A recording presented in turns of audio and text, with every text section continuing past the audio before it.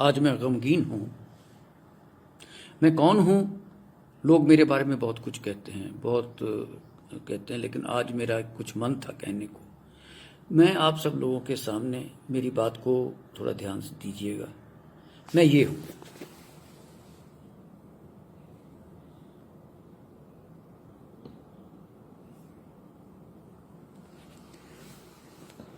$71 का मेडल भी इनमें लगा हुआ है।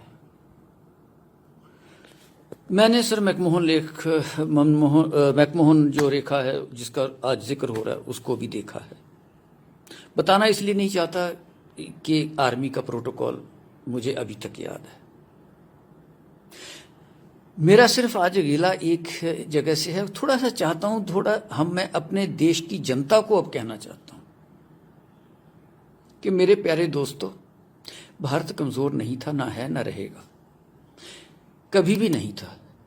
62 में भी नहीं था। मैं किसी पॉलिसी को कुछ नहीं कहना चाहता, क्या हुआ क्या नहीं हुआ। मैंने 62 की लड़ाई तो नहीं देखी, लेकिन 69 में मैं वहीं था जहां से ये शुरू हुई थी। ज्यादा नहीं कहूंगा। 48 साल के बाद फिर मैंने वो जगह देखी। अक्साई चिन का एरिया, ये वो जो हल्ला होता है। मैं सिर्फ ये कहना चाहता हूं कि ये जो एंकर है ना सर, मेरे दोस्तों, ये जो एंकर हैं, इनके बारे में एक बात कहना चाहता हूं। ऑक्सफोर्ड से पढ़े, हल्ला करते हैं। कल एक एंकर को मैंने ना बाजुओं को खींचते हुए देखा। पंजाबी च कहते डोले दिखा रहा सी।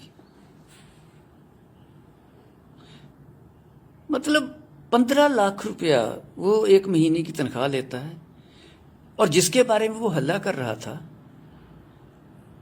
वो सर जो भारतीय सेना का जवान है, उसकी एक महीने की तनख्वाह तो भारतीय सेना के जवान की 3 साल की से लेके 4 साल की तनख्वाह बनती है।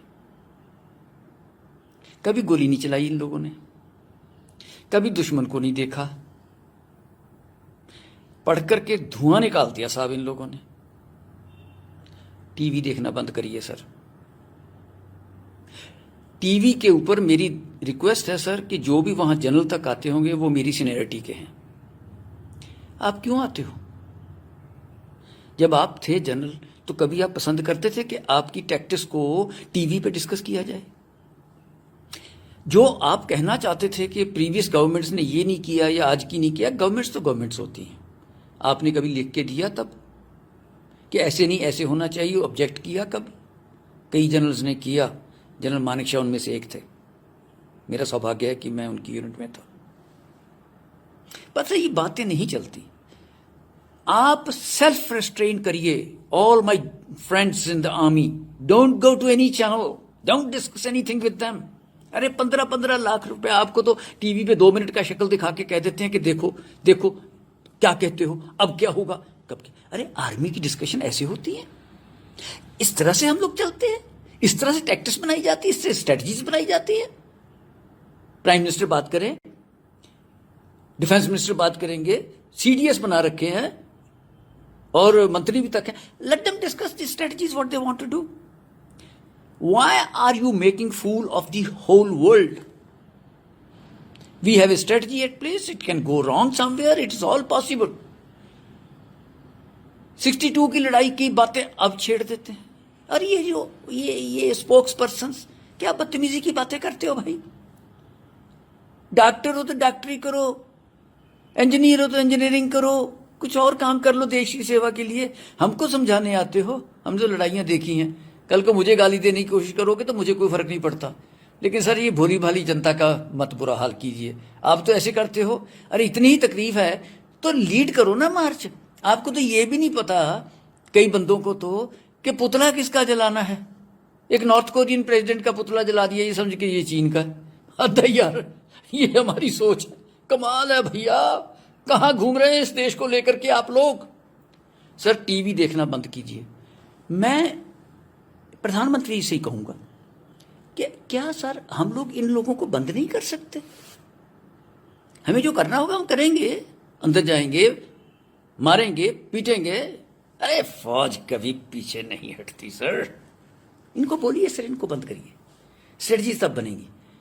इनका ये बकवास बंद कीजिए रोज का। क्यों नहीं आप रोक सकते इनको?